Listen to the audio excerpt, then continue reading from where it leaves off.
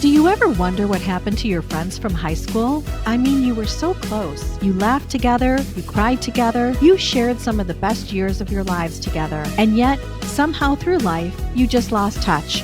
Now it's time to relive those moments once again. Introducing the podcast that takes you back in time to the place where it all began. This is Class Reunion. We're bringing you all the gossip, secrets, and scandals from your high school days that you won't want to miss. Join us as we catch up with old classmates and dive into the wildest stories from our high school days. From those legendary parties to the infamous cliques, we're spilling all the tea on who's who and what really went down. So grab a seat, turn your volume up, and get ready for a trip down memory lane.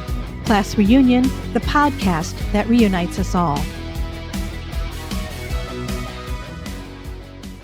Hey, Class Reunion. Welcome back to another episode. I have a special guest today, my friend Rich McNamara, and also my homecoming date. Welcome, Rich, and so glad you could join today. Oh, hi, Leanne. Gosh, this is so great. Thank you so much for having me. This is so exciting. Awesome.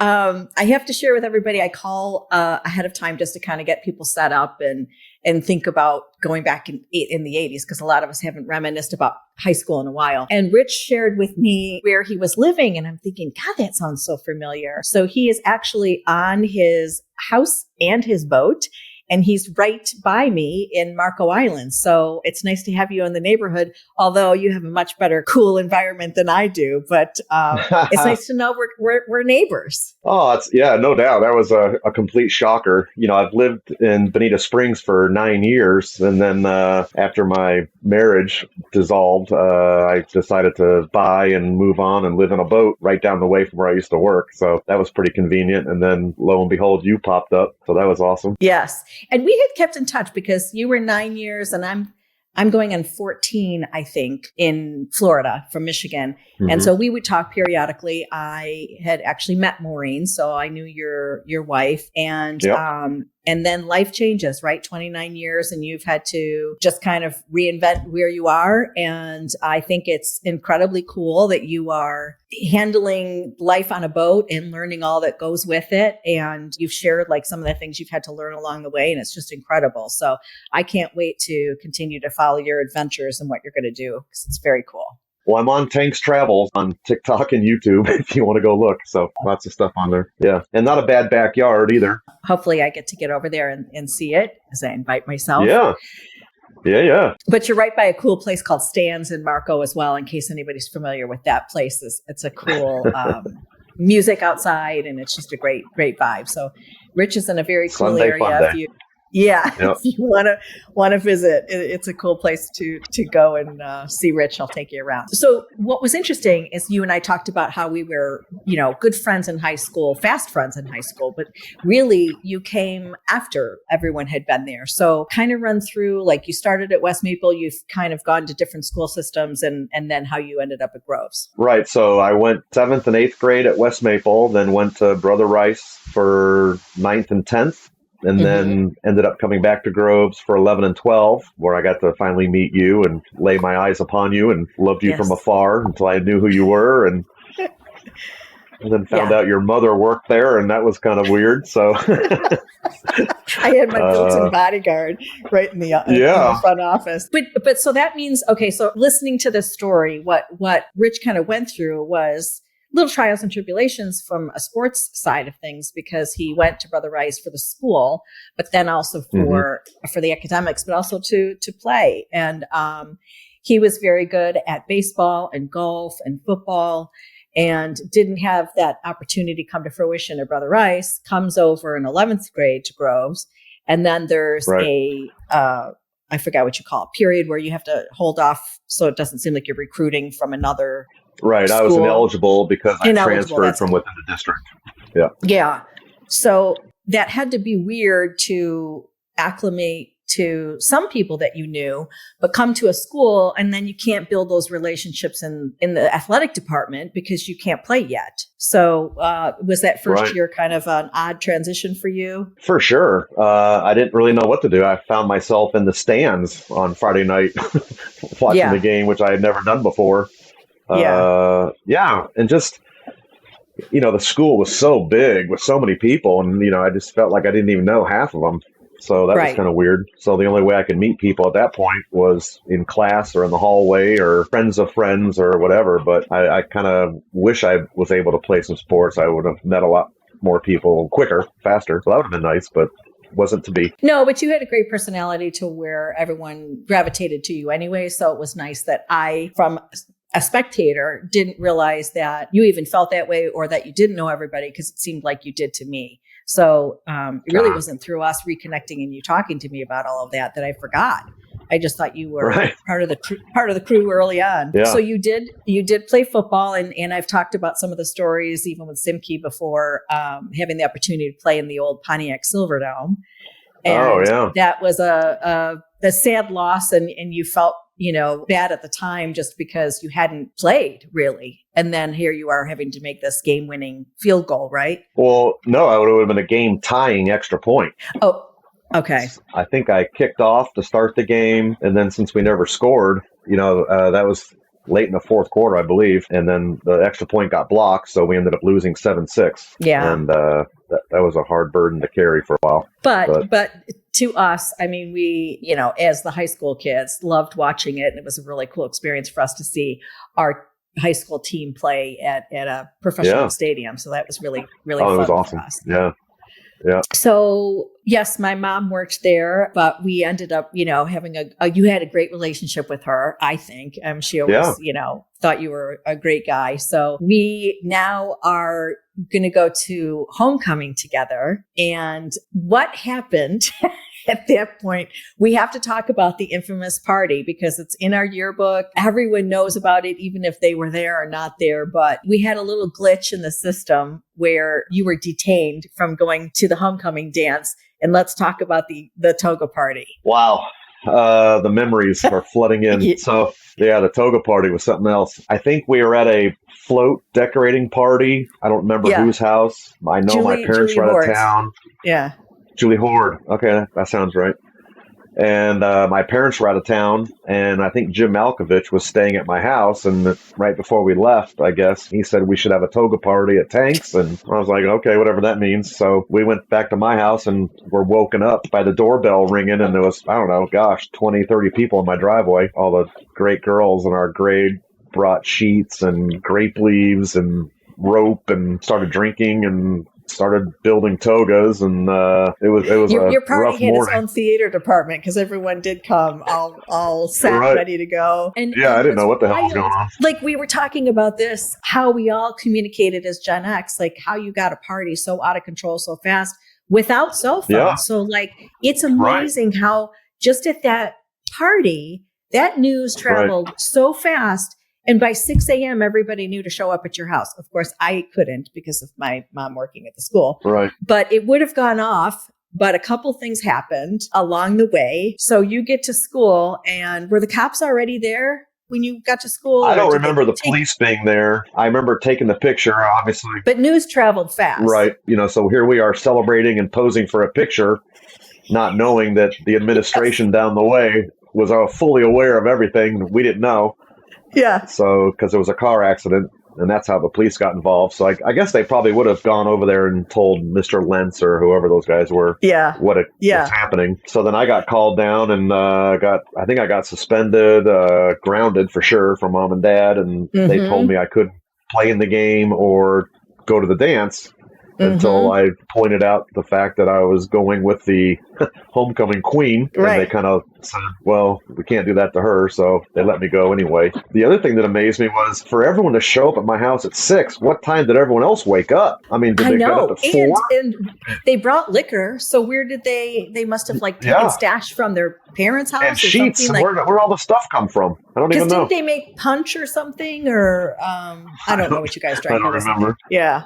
I don't know. So I know I got to school and I was right.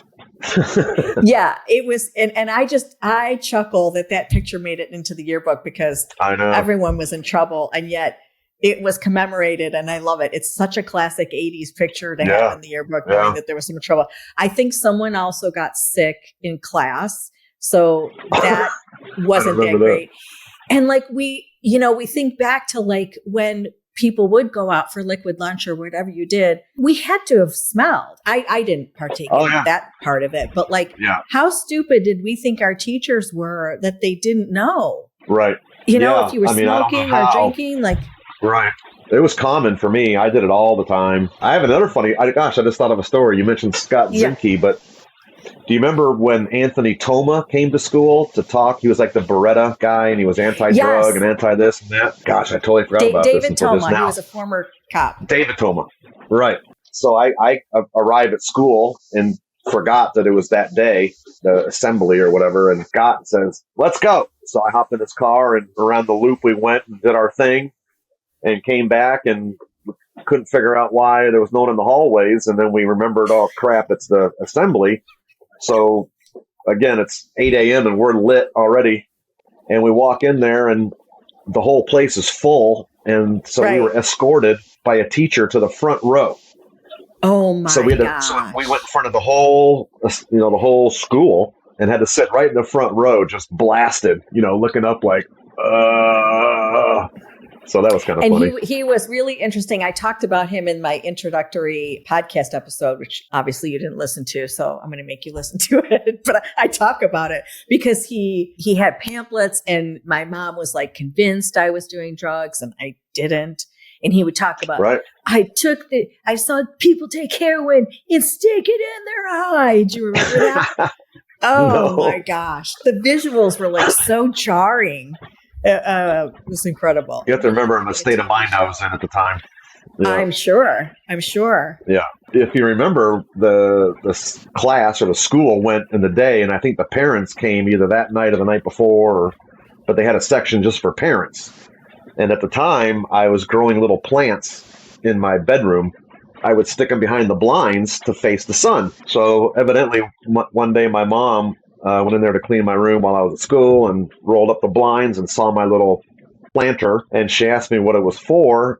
And I said, it's a chemistry experiment. We burned these seeds and then trying to see if we can get them to grow again. And she's like, well, your bedroom faces east. Would you like me to put them in your brother's window to get the afternoon sun? And I was like, sure, that'd be great. She comes home from that Toma meeting and knocks on my door. That's not a chemistry experiment, is it? I'm like, okay. Yeah. Actually, my mom would, when I got my first house, I don't know why she did this because I wasn't even pregnant at the time, but she went through and she showed me where all of the hidden things were when we were kids. So do you remember like you had a coat closet and it was like, it would go up and under a little metal rod. It wasn't just a circle thing, but it was more like you hooked it underneath. And I guess that's where like my brother would put his little paraphernalia. So she took her hand and went up and down there. And then she took me in the basement and went in the rafters. And actually the first condo I bought after my divorce, there was a pipe that was left from the people that I bought before. Yeah. My brother still has it because I thought it was hilarious. Wow. I saved it. Yeah. And she was right, spot on, like all these same hiding places. And then the liquor cabinet, like she knew at the end of the stages that we were putting water in the vodka bottle and, oh man, the things we did. Yeah, my favorite hiding spot was I'd take the speaker grill off and stick it in the hole and then put the grill back on. Like an outdoor grill? No, speaker. My speaker in my the bedroom. grill of a speaker. Oh, yeah. Yeah, the little mesh part. Yeah. That was my favorite spot. That was a good one too. Well, I don't know. These are things that other people in my family did. Right. Yeah. And then we had, like, speaking of classic parties, we also had a great precursor to graduation at Meadowbrook Hall. So Julie Linklater had a party before we all went to graduation. And I still have pictures of that. Yeah, I meant to. I've got to pull mine out too because I have some as well. And what I loved about that party was like talking about how people find out about parties. Right. A great mix of people came to that as well. Like it was not a cliquey thing. It was a good mix of everyone from our graduating class, which I thought was so cool. I mean, I'm sure we shouldn't be drinking before our graduation, but it was really cool. Everybody that showed up. Yeah, Meadowbrook was just a short drive away, so that was good. Right. Yeah, that was an awesome party. Like I said, I still have pictures, so it kind of stays in my memory when I flip through them every now and then. Thank you, Julie, for that. That was great. I know, right? And Julie's parents. Yeah. Yeah. Oh God. And then speaking of graduation, you have this like serendipity John Hughes story of something else. So we were so 80s. We had the toga party, we had the party before graduation, and then you have this totally neat send off with two friends that have gone through school together and had this experience at graduation that I know could never be duplicated unless it was in the movies. So tell me about that. Yeah, so Chris Rakowski and I drove to the party together, and then after the party, we drove to Meadowbrook together. And, I think at the time we were all writing our names on the square hats with the tassel thing. Yeah. And I think at the end of the ceremony, and they ask you to flip the tassel over. I don't know if I'm doing it right way. So we all threw our hats up in the air, and then one hit me in the lap, and I looked down, and it was Chris's. And I didn't know where he was in the pavilion there. And then I'm like, oh my gosh, this is crazy. I have Chris's hat. So, we meander out, say hi to the parents, and we're walking around. I finally hook up with Chris, and he goes, hey, I got your hat. So mine fell in his lap, and his fell in my lap. I mean, you can't even calculate that. No, and you were M. McNamara, and he was, so alphabetically, you weren't even next to each other. And you were such great friends. I just think that is it's such a Breakfast Club moment or one of those movies, It's just crazy. That's so cool. Have you talked to him in a while? We connected a year or so ago. Oh, maybe okay. 2-3 years ago. Just briefly over the phone. I thought Michigan. Typical guy talks to him a year ago and doesn't even know where he's living. Yeah. Quit asking me the hard questions. Throw me some softballs. But I love that story. I had no idea that happened. And I just think that is really like something that's never going to be repeated again. And Chris and I also, come prom time, Chris and I decided to volunteer to model the tuxedos, just so we could get free ones. Oh, like a Steve Pedix or something, or? Yeah, whatever the names were. Yeah. So we got suited up and wore it like a week or two before and handed out cards. And then we got free tuxedos for prom. You're kidding. So that was kind of fun. And I learned that from the year before, because I remember the grade above us did it the year before. That is so cool. I don't remember that. So that's something I'm learning today. Smart move. Because it wasn't cheap. So Chris and I water skied and drank all day before prom. And then we got hotel rooms somewhere and filled the bathtub up with ice and booze. And that's about all I remember of that night. Yeah, same. That was my birthday and it was crazy. Oh, really? I didn't know that. Oh, wow. Yeah. Going back to the sports real quick, too, because you are such a good golfer. I don't know if you still are out at all, but you really were a great golfer. You ended up doing very well with Grove's golf team. And it was something that we hadn't seen at Groves High School in a while. So, I mean, kudos to you and that whole crew and Craig, Russell. But we went to the state championships for the first time when you were part of that league. Yeah, John Toohey. We had a great team. And Judd Hershiser, son of Gordy and Oral. Yeah. So he was a sophomore, I think, on varsity. So, yeah, we just the hardest thing about golf team is it's a team. So if you have one guy that's great, that doesn't really help you because it's cumulative. They post all the scores and add them up. So, your 5th and 6th and 7th and 8th guys have to be good also. So we were deep. Yeah. But then I played an amateur tour when I lived in Atlanta for a while, a traveling tour. And then when I lived in Charleston, I played a tour that took me up to Myrtle Beach and Columbia and Charleston and Hilton Head and Bluffton. And so I played for quite a while. Oh, yeah. Oh, that's very cool. Yeah. I also qualified for the largest scramble in the world, the Buick Scramble. We had to win 3 events in a row. Like if you're in second place, you go home. And we won 3 in a row, got to go to Orlando for the week. And that was pretty special. And ESPN was there filming us. Okay. What's fun about this call is we may have had a prep call, but it's fun to as memories get jogged, I'm learning more. We didn't even talk about that. So that is really cool. I didn't know that.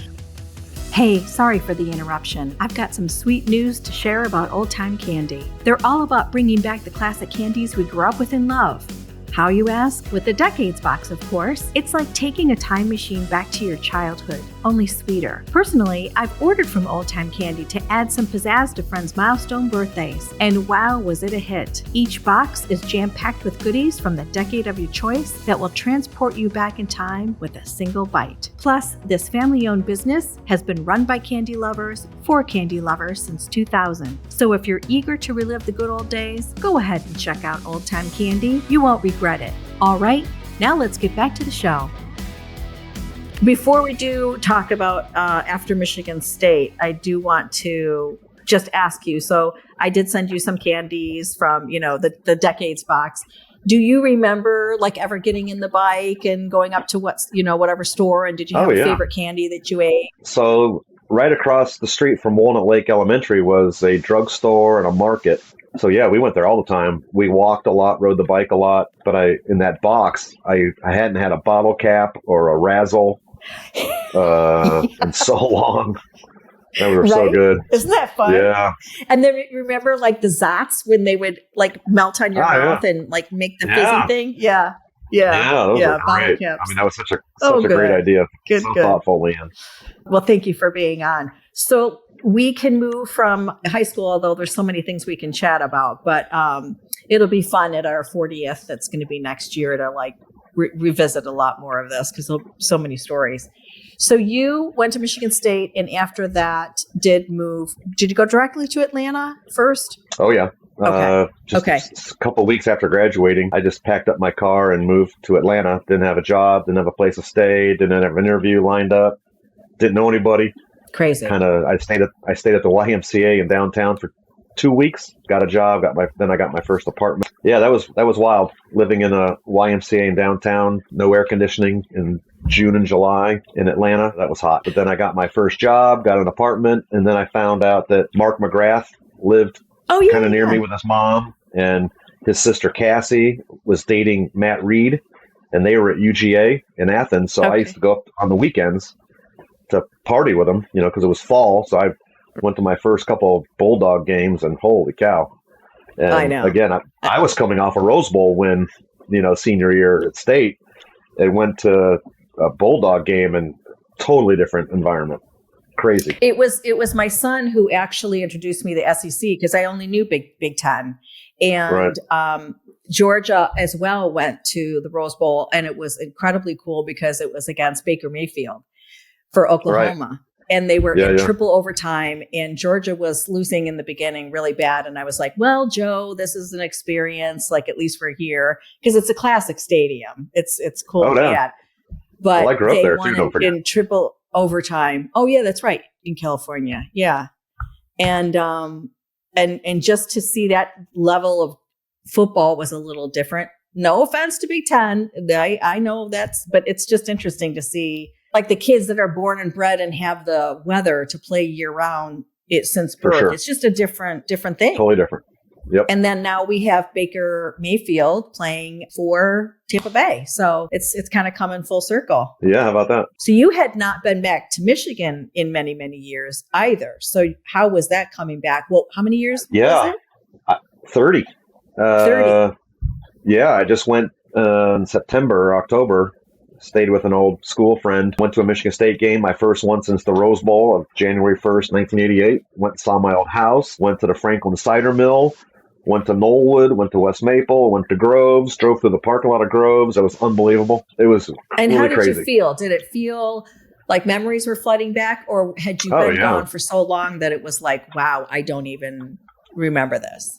A little both, maybe. No, I remembered I could get around okay. I couldn't get there from my friend's house, but once I hit Corton off of Telegraph, I could find it. But the thing that struck me the most was, like I said, we used to walk to Walnut Lake and walk to West Maple, and it seemed like miles and miles. And then there was a hill right at Inkster and Walnut Lake Road that I thought was super steep. And so I'm driving and I go, okay, here comes that steep hill, and I turn and I look at it, and it was like that. Just little. I'm like, what? What happened? Yeah. So everything was really small. My house, it was very bizarre. I rolled through Franklin and saw my old Little League fields, and I think I went by Rob Alvin's old street. I think Brian Tauber used to live back there too. There was just so many things hitting me. Okay, so Rich, I'm going to break this up a little bit and play just a quick game, 5 questions real quick on songs. This song or that song from the 80s. All right. And Lay here it we on go. me. So, Sweet Child of Mine by Guns N' Roses or Living on a Prayer by Bon Jovi? Kind of neither, really. But just back in the day. I was never really a Bon Jovi fan, so I guess I'll go with Guns N' Roses. Back in Black by AC/DC or Jump by Van Halen? Jump. See, I was AC/DC, baby. How about Don't Stop Believing by Journey? Journey. Or You Give Love a Bad Name by Bon Jovi? I think you know the answer to that one. I'll go with Journey. Yep, totally. How about Thriller by Michael Jackson or I Want to Dance with Somebody by Whitney Houston? It just wasn't my kind of music, honestly. So who were your influences? Well, I liked Led Zeppelin and The Who and Aerosmith and Steely Dan and the Allman Brothers, probably. I think like what I'm hearing you is similar to me, especially you had older friends at Knollwood. I was the youngest in my family. My influences were from them. You know, I had Carole King Tapestry. I was more 70s music. And I think that's what's kind of cool about us is we can go from 70s to 90s and have all different types of music. But my default is Steely Dan and a little bit of even ELO. Remember that? Oh, yeah. I had the first Boston album. You know, again, my influences were everywhere, but Knollwood because I had older guys there. But you have to remember also where I grew up, we didn't have cable. So we didn't have MTV. I didn't know videos unless I went to someone else's house. Yeah. So all those songs, you know, like Men at Work and Duran Duran, and, you know, I wasn't exposed to that stuff. So that made a difference also. Because your parents didn't want to have cable. No, it just took a while to get to us. Oh, see, and that's the other thing. Thank you for saying that, because that is an assumption as well that we all had VH1 or MTV or cable. And you're right. They were laying that foundation for the first time ever. And it didn't go to everybody. That's a good thing. Right. I totally forgot about that. Jeez. And I didn't listen to like American Bandstand or Casey Kasem, you know, top 40, whatever. Mm-mm. See, I would put in my little Walkman and I would listen to Casey Kasem on every Sunday, go through the top 40. What was your first car, by the way? I had a Camaro. Like Scott. Okay. It was blue, wasn't it? Yeah. Mine was darker blue. His was lighter blue. Yeah. And then we ended up taking that to Colorado together. And then after we came back from Colorado, we ended up going up north for a weekend in his car. And he smashed it, or we crashed it on the way up there. So I think it totaled it. Yeah. Yeah. So we each had the same car, basically. Okay. So as you're waving to your neighbors, final segment of Dr. Pepper unlocking the sweeter life. I see you've already unlocked it. So what are your plans? Because you've taken on this task of like, you have a beautiful boat from what you've shared with me, and you've had to kind of learn as you go. So do you foresee any like really cool trips along the horizon, or what's your plan living on your boat? I have given serious thought to leaving the country for a while. Guatemala's on my list. I have some friends that used to live right over there that they've been down there almost a year. No politics, super cheap cost of living, beautiful volcanoes, monkeys. I mean, who doesn't want to play with a monkey? You know, I've thought of that, or, you know, I could always do the Keys and then the Bahamas and run the Caribbean. But, you know, there's really nothing keeping me here. I got this big dang cruising boat that wants to go. So that's kind of where I'm at. Yeah, I think it's very cool. And I think you should, because that's the point of having it. Like, you can only drive around Marco Island so many times, but now you get to see the world, right? Yeah, and that's going to be very, very gone. Yeah. Yeah. Yeah. But, you know, like I said, there's nothing keeping me here. I don't have any children. I'm not working anymore. And I don't want to wait till I'm 65 and then realize I can't do it physically for some reason. Right. I hope not, but I don't want to be resentful and look back and say, dang, I wish I had done that. So I'm going to do it. I like that. And I encourage you to do it. So Central America, here I come. Sí, señor. Yeah. 8 years of Spanish. That's all I know. Yeah. Me gusta. But I just want to thank you. And I know everyone's really going to enjoy seeing where you are today. we all have our challenges and life lessons. And so, you had a beautiful marriage at the time, and now this is the next chapter of your life. And I'm excited to see you explore those opportunities as well. And I'm just so glad you're my neighbor. So I look forward to seeing you in person and catching up, and absolutely seeing the water with you, and a few dolphins along the way, and some manatees, hopefully. So thank you, my friend. I so appreciate it. Rich and I had some trouble recording this a few times. So the 10th time is the charm, and I really appreciate it. Thank you, my friend. Appreciate it. Thank you, dear. All right, friends, that's it for this episode of Class Reunion Podcast. Thank you so much for listening. And if you enjoyed this episode, please subscribe to the show, write us a review, and share this podcast with a friend. Until next time.